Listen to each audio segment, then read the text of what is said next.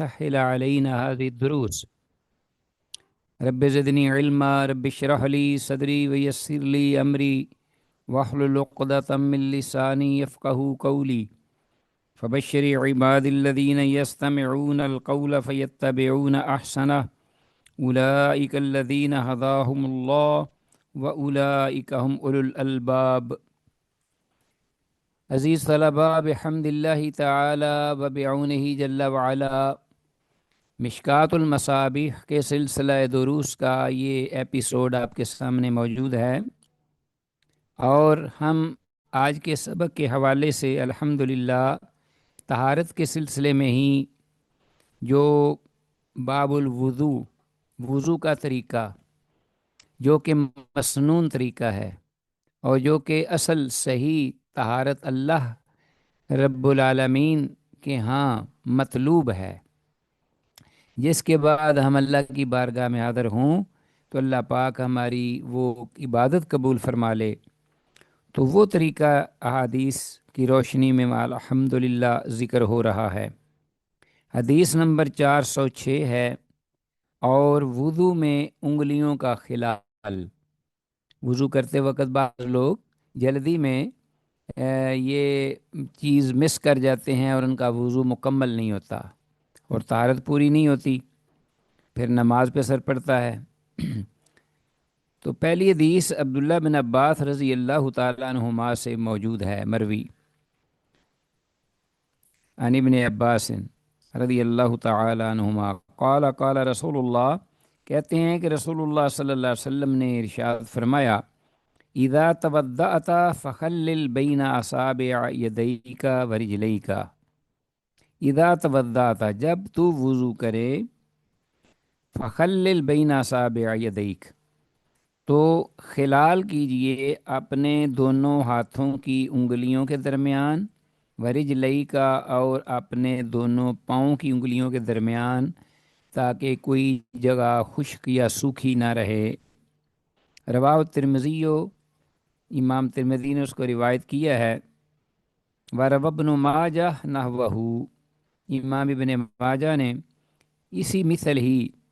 روایت کی ہے اپنی سنن ابن ماجہ میں۔ وقال ترمذی ھذا حدیث غریب، امام ترمذی کہتے ہیں کہ یہ حدیث غریب ہے۔ تو بہرحال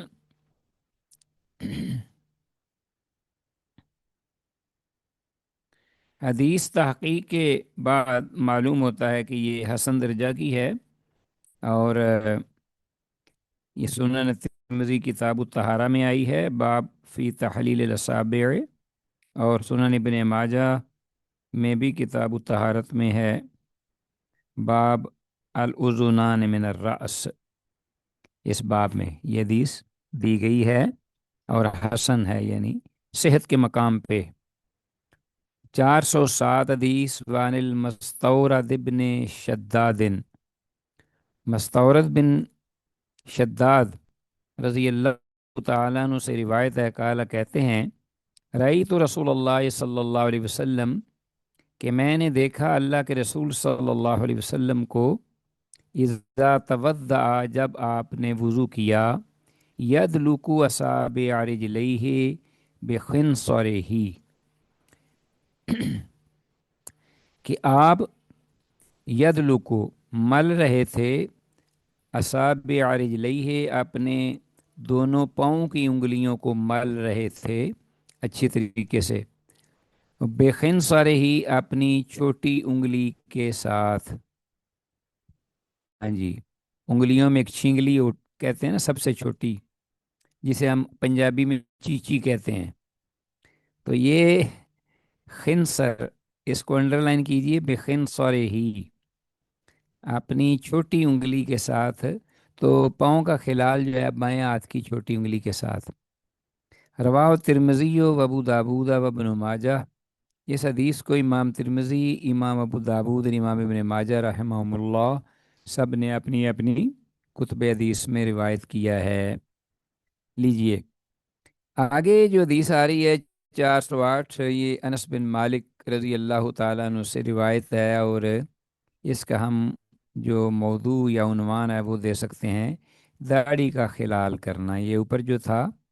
یہ دو حدیثیں، یہ انگلیوں کے خلال کے بارے میں، اور یہ داڑھی کے خلال کے بارے میں حدیث ہے جو نیچے ذکر ہوئی ہے۔ وان انس بن مالک رضی اللہ تعالیٰ عنہ سے روایت ہے، قال کہتے ہیں کانا رسول اللہ صلی اللہ علیہ وسلم، اللہ کے رسول صلی اللہ علیہ وسلم تھے، یعنی یہ آپ کی عادت تھی، آپ کا طریقہ تھا۔ اذا توضا، جب وضو کرتے، جب بھی آپ وضو جب آپ نے کیا، آخذ کفا من مائن، تو آپ نے ہتھیلی میں پانی لیا، کفن لیا، آخذ لیا، کفن ایک چلو، من مائن پانی سے، یعنی ہتھیلی میں ایک ہتھیلی کے ساتھ، فَأَدْخَلَهُ، تو اس کو داخل کیا اس ہاتھ کو پانی کے سمیت، فَخَلَّلَ بِهِ لِحْيَتَهُ، تو اس کے ساتھ پھر آپ نے اپنی جو داڑھی مبارک ہے اس میں خلال کیا۔ تو یہ طریقہ کار ہے مرد حضرات کے لیے کہ وہ وضو کرتے وقت داڑھی جو ہے اگر اس کو خلال کرنا چاہیں تو وہ پانی کا ایک چلو لے کر دائیں ہاتھ سے، تو وہ اپنے اس نیچے گردن کے نیچے سے پانی کی جو داڑھی کے جو بال ہیں ان کی جڑوں تک وہ پانی جو ہے وہ پہنچانے کی کوشش کریں۔ ضروری نہیں ہے کہ جڑوں تک پہنچے، بس وہ جب پانی انہوں نے اس نے بہا دیا تو وہ خلال ہو جائے گا انشاءاللہ، یہ کافی ہے۔ وقالا ہاکذا امرنی ربی، اور اس ساتھ آپ نے یہ بھی فرمایا کہ اسی طرح میرے پروردگار نے مجھے حکم دیا ہے، گویا کہ آپ کا جو بھی عمل تھا وہ اللہ پاک کا حکم ہوتا تھا، اور آپ اللہ کی منشا اور مرضی کے مطابق کوئی بھی عمل نہیں کرتے تھے، خاص طور پہ وہ جو کہ عبادات سے تعلق ہوتا تھا، اور عبادات سے متعلق جو بھی عمل ہوتا تھا وہ توقیفی ہوتا تھا، اللہ کی طرف سے حکم ہوتا تھا اور اس کے مطابق آپ ادا فرماتے۔ اسی لیے یہ بہت زیادہ ضروری ہے کہ عبادات میں سنت کی مطابقت ہو، تاکہ اللہ اور اس کے پیغمبر کی اطاعت صحیح ہو سکے اور صحیح اجر و ثواب بھی مل سکے۔ تو معلوم ہوا اس حدیث سے کہ داڑھی کا خلال کرنا یہ بھی وضو میں سنت ہے، یہ واجب نہیں۔ ٹھیک ہو گیا جی۔ 409 حدیث آگے ہے، وان عثمان بن عفان، عثمان بن عفان رضی اللہ تعالیٰ عنہ، یہ خلیفہ راشد ہیں تیسرے، ان سے یہ حدیث مروی ہے ان نبی کان یخلل لحیتہ، کہ اللہ کے نبی صلی اللہ علیہ وسلم اپنی داڑھی مبارک کا خلال کیا کرتے تھے۔ اس کو حدیث کو امام ترمذی اور امام دارمی نے روایت کیا ہے، اور حسن صحیح حدیث سنن الترمذی میں ہے، باب ہے ما جاء فی تحلیل اللحیہ، اور اس طرح امام ابن ماجہ کی کتاب میں، اور امام دارمی نے بھی سنن دارمی میں کتاب الوضو میں اس کو ذکر کیا ہے، اور حدیث بھی صحیح ہے، حسن درجے کی۔ آگے وضو کے سلسلے میں سیدنا علی رضی اللہ تعالیٰ عنہ کا جو طریقہ کار ہے وہ ذکر ہوا ہے حدیث کے اندر، وہ بڑی معروف حدیث ہے، حدیث 410 نمبر، وَأَنْ أَبِي حَيَّةَ، وَأَنْ أَبِي حَيَّةَ، ابو حیہ سے یہ روایت مروی ہے رضی اللہ تعالی عنہ، قال رأیت علیٰ، کہتے ہیں کہ میں نے دیکھا خود علی رضی اللہ تعالی عنہ کو، توضا، کہ انہوں نے وضو کیا، فغسل کفیہ، تو انہوں نے دونوں ہتھیلیوں کو دھویا پہلے، ثم انقاہما، پھر ان دونوں کو صاف کیا، یعنی پہلے دونوں پر پانی ڈالا، ان کو ملا ہوگا، ان کو دھویا ہوگا، اور پھر ان پہ پانی ان کو صاف کرنے کے لیے بہایا، آخر میں جیسے ہم باتیں ہیں، تو صاف کر لیا ان کو اچھی طرح۔ ثم مضمضہ، پھر ثلاثن، پھر انہوں نے 3 بار کلی کی، واستنشق ثلاثن، پھر ناک میں پانی چڑھایا 3 بار، وغسل وجہہ ثلاثن، اور اپنا چہرہ جو ہے وہ دھویا 3 بار، و ذراعیہ ثلاثاً، اور دونوں بازو جو ہیں وہ دھوئے، یعنی وہ کونیوں سمیت جو ہے، الی المرفقین 3 بار، و مسح برأسہ مرتن، اور اپنے سر کا مسح کیا 1 بار، تو مسح جو ہے وہ 1 بار ہی کرنا ہے۔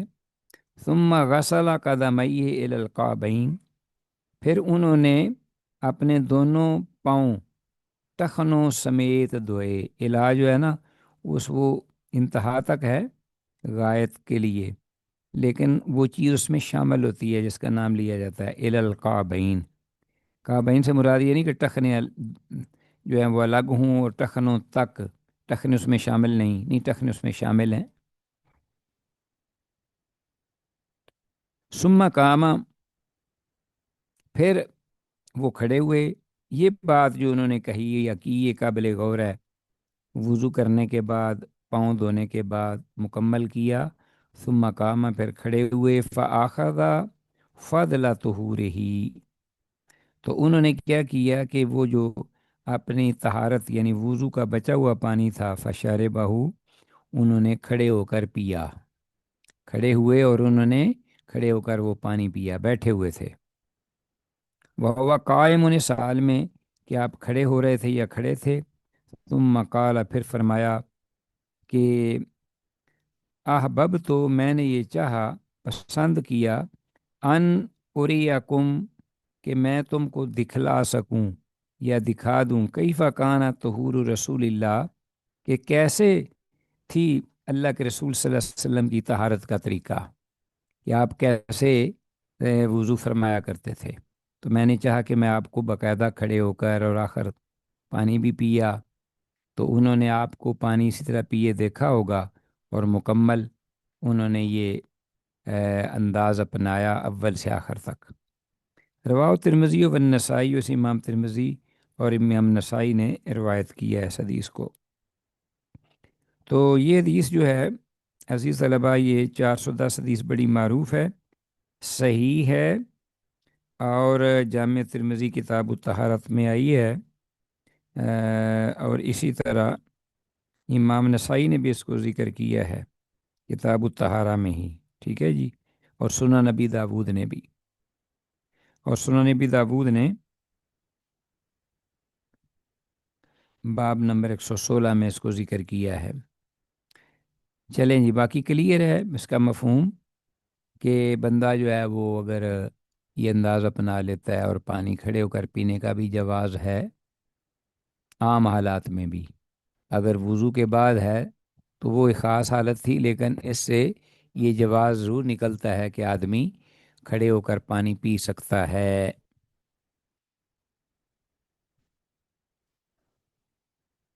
اچھا جی، حدیث نمبر 411، وَأَنَ عبد خیر، عبد خیر رضی اللہ تعالیٰ عنہ یا رحمہ اللہ، عبد خیر رحمہ اللہ،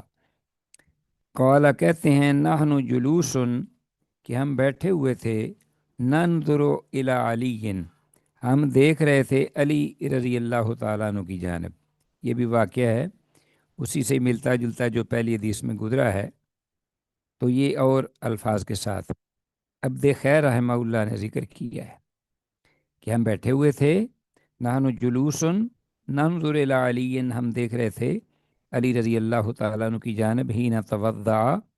جس وقت کہ انہوں نے وضو کیا، فادخل یدہ الیمنی، تو انہوں نے کیا کیا، وضو سے پہلے اپنا دایاں ہاتھ جو ہے وہ داخل کیا، کس میں، اس ٹب میں جس میں پانی تھا وضو کے لیے، یا وہ برتن، فملا فمہ، تو انہوں نے اپنے ہاتھ سے وہ چلو لے کر اپنا منہ جو ہے وہ بھرا، فملا فمہ، پانی سے، فمضمضہ، تو کلی کی، جیسے ہم محسوس کرتے ہیں ضرورت کلی کی یا منہ کی صفائی کی، تو ہم خوب ایک دفعہ پانی سے منہ بھرتے ہیں اور پھر اس پانی کو اندر اپنے منہ کے اندر اس کو اپنا گھماتے ہیں، تو کلی کے لیے، وسطن شکا، اور پھر انہوں نے پانی جو چڑھایا ناک میں، و نثر بیدہ الیسریٰ، اور پھر بائیں ہاتھ سے اس کو صاف کیا، جاڑا اور اپنا اس پانی کو جو نکالا. فعل هذا 3 مرات، یہ انہوں نے 3 بار کیا. تو 3 بار آپ نے یہ کیا عمل. ثم قال، پھر یہ فرمایا انہوں نے بعد میں، من سرہ ان ينظر الى طہور رسول اللہ، جو یہ جسے یہ پسند ہے کہ وہ دیکھے رسول اللہ صلی اللہ علیہ وسلم کی طہارت کی جانب یا وضو کے طریقہ کی جانب، فہذا طہورہ، تو یہی وہ طریقہ ہے جو میں نے آپ کے سامنے ذکر کیا یا سر انجام دیا ہے. رواہ الدارمی، اس امام دارمی نے روایت کیا ہے. تو اس میں گویا کہ آپ دیکھ رہے ہیں کہ پورا وضو ذکر نہیں ہوا، اس لیے کہ جو چیزیں وہ چاہ رہے تھے لوگوں کو سمجھانا یا جس کی طرف فوکس کرنا، تو ان چیزوں کا انہوں نے ذکر کیا اور حدیث میں بھی اسی کا ذکر آیا ہے. تو اس کا مطلب یہ نہیں ہے کہ وہ جو شروع میں اپنا پورا وضو اور اس کی سنتیں موجود ہیں، وہ ان کا اس میں بعض مسے کا ذکر نہیں ہے اس میں، اور اسی طرح اور بھی پاؤں دھونے کا بھی ذکر نہیں ہے اس میں. تو بہرحال اوپر کی حدیث میں بھی قدر تفصیل سے یہ چیز ذکر ہوئی ہے وضو کے بارے میں. 412 حدیث نمبر ہے، وان عبداللہ بن زید رضی اللہ تعالیٰ عنہ، عبداللہ بن زید رضی اللہ تعالیٰ عنہ سے یہ روایت مروی ہے. قال، کہتے ہیں، رأیت رسول اللہ، کہ میں نے رسول اللہ صلی اللہ علیہ وسلم کو دیکھا، مضمضہ، آپ نے کلی کی، واستنشقا، اور آپ نے ناک میں پانی چڑھایا، من کف واحدۃ، ایک ہی کف یعنی ایک ہی چلو سے ہاتھ کے. فعل ذلك ثلاثا، آپ نے یہ 3 بار ایسے کیا. ٹھیک ہے جی. رواہ ابو داود و ترمذی، امام ابو داود اور امام ترمذی نے یہ اس حدیث کو اپنی اپنی کتب حدیث میں ذکر کیا ہے. تو یہ عزیز طلبہ، یہ دونوں طریقے جائز ہیں کہ آدمی ناک میں، جیسا کہ پہلے ہم نے ذکر کیا ہے اور ہوا ہے، کہ آدمی جو ہے جب کلی کرنے لگے تو کلی میں چلو سے پانی لے بائیں ہاتھ میں اور اس کو بھرے ہاتھ کو اچھی طرح، اور آدھا پانی منہ میں ڈالے اور بقیہ ناک میں چڑھائے. یہ 3 بار کر سکتا ہے. اور یہ بھی ٹھیک ہے کہ آدمی جو ہے وہ پہلے کلی کر لے اچھی طرح اور پھر بعد میں 3 بار ناک میں پانی چڑھا لے. تو دونوں طریقے ٹھیک ہیں، صحیح ہیں. اچھا جی، آگے عزیز طلبہ، میں چاہ رہا ہوں کہ ذرا حدیث کے ترجمہ چونکہ ایک جیسی آ رہی ہیں تو ان کا ترجمے پر اکتفا کیا جائے. یہ 412 حدیث جو ہے یہ بھی سند کے اعتبار سے صحیح ہے، اور امام ابو داود، امام ترمذی جو ہے انہوں نے اس کو ذکر کیا ہے. 413 حدیث وانی ابن عباس، یہ جو حدیث ہے اس میں تقریباً فوکس جو ہے وہ سر کے مسا کو ہے. دوسری چیزیں بھی ذکر ہوئی ہیں لیکن خاص طور پر اس کا جو عنوان اگر بند آ جائے تو سر کا مسا زیادہ مناسب رہے گا وضو کے سلسلے میں، اور یہ بھی فرض ہے. عبداللہ بن عباس رضی اللہ عنہما سے یہ روایت مروی ہے 413 حدیث، ان النبی ماسح براسہ وأذنیہ، کہ اللہ کے نبی صلی اللہ علیہ وسلم نے اپنے سر مبارک کا مسح کیا، وأذنیہ، اور اپنے دونوں کانوں کا بھی. تو جیسا کہ بعض ابواب بھی بند گئے اور حدیث سے بھی معلوم ہوا الاذنان من الرأس، کہ جو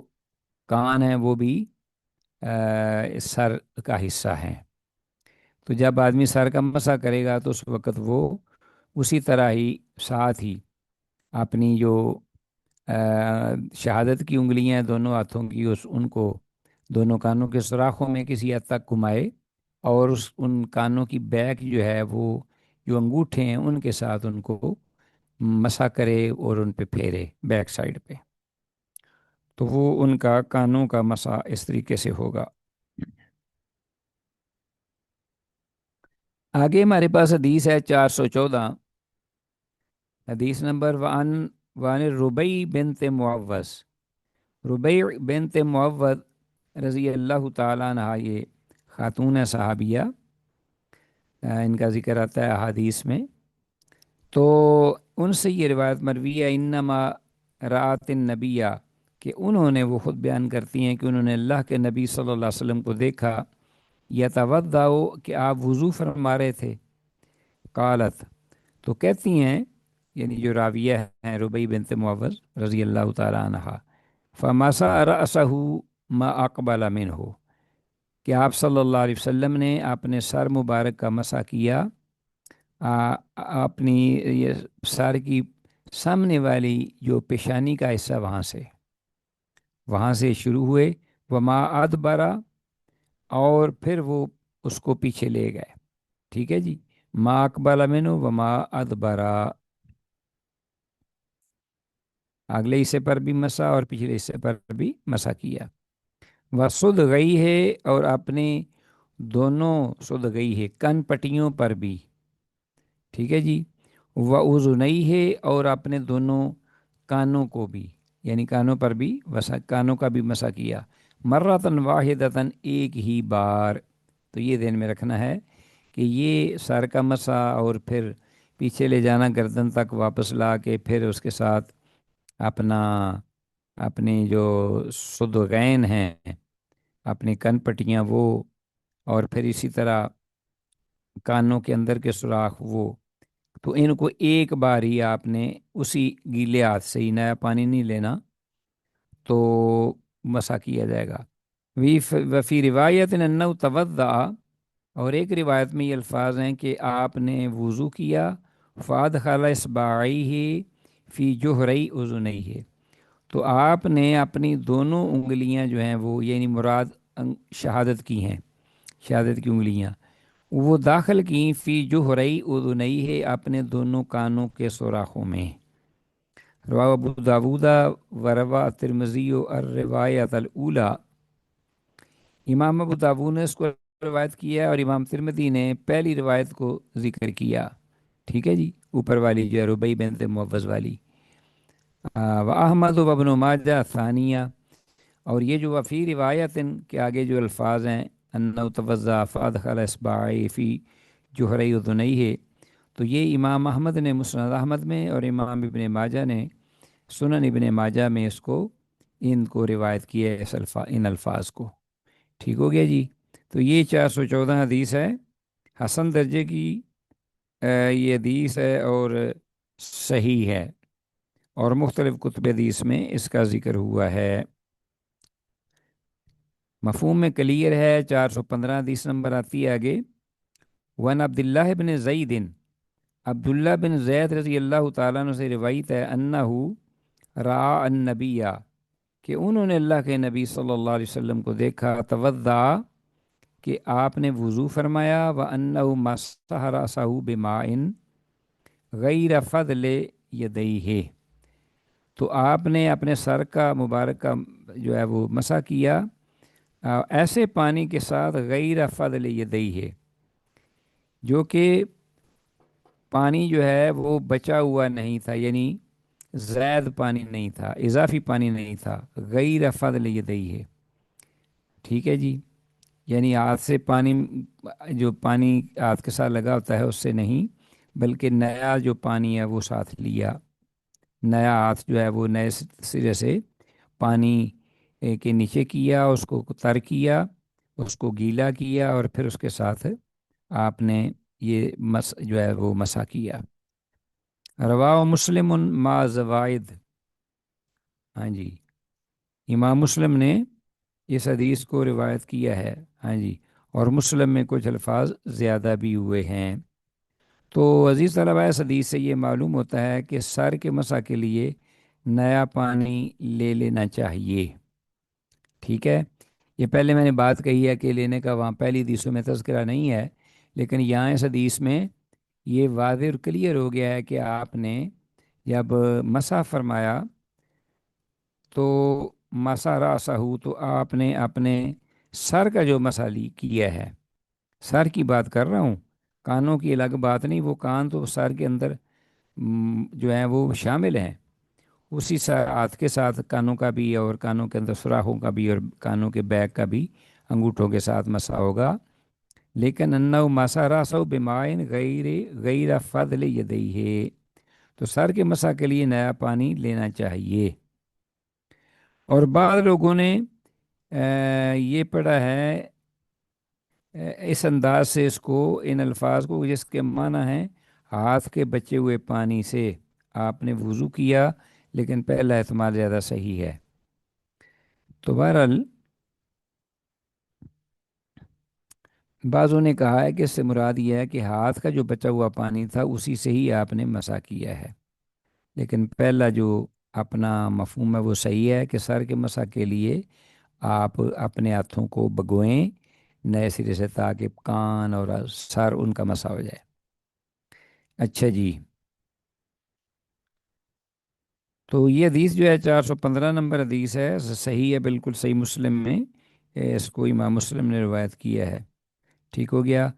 416 حدیث کی طرف آتے ہیں۔ وانبی امامہ تھا، ابو امامہ باہلی رضی اللہ تعالیٰ عنہ سے یہ روایت مروی ہے، کہتے ہیں ذکرہ، ابو امامہ کہتے ہیں کہ ذکرہ وضوء رسول اللہ، کہ انہوں نے خود رسول اللہ صلی اللہ علیہ وسلم کے وضو کا ذکر کیا۔ قالا، کہنے لگے، وکان یمسح الماقین، تو آپ صلی اللہ علیہ وسلم جب وضو کرتے ہوئے اپنے چہرہ انور کو دھوتے تھے تو اس وقت آپ جو آنکھوں کے گوشے ہیں دونوں طرف، یعنی ان کو بھی آپ دھوتے۔ ٹھیک ہے جی۔ تو الماقین وہ دونوں آنکھوں کے کا جو اینڈ ہوتا ہے نا، ناک کی جانب دونوں سائڈوں میں، یہ بھی مراد ہو سکتا ہے، اور جہاں سے آنکھیں شروع ہوتی ہیں آغاز کن پٹیوں کی جانب، وہ بھی مراد ہو سکتا ہے الماقین۔ تو ان کو گوشہ چشم یا جو کو بھی معنی دے سکتے ہیں آپ، دے سکتے ہیں، آنکھوں کے دونوں آخری کنارے بھی کہہ سکتے ہیں۔ ٹھیک ہے جی، آنکھوں کے کونے وہ بھی کہہ سکتے ہیں آپ۔ تو بہرحال آپ سمجھ گئے ہوں گے کہ بس اوقات آنکھیں جب آشوب چشم ہو تو اس وقت ناک کی جانب جب دونوں آنکھیں جو ہے ان کا اینڈ ہوتا ہے تو وہاں کچھ مواد جو ہے وہ جمع ہو جاتا ہے جب آنکھیں خراب ہوں تو وہ بھی ماقین انہیں بھی کہا گیا ہے۔ اور جہاں سے آغاز ہوتا ہے وہاں کان کی طرف، کان پٹیوں کی جانب، انہیں بھی ماقین کہا گیا۔ تو بہرحال مقصد یہی ہے کہ عزیز طلبہ، وضو کرتے وقت جب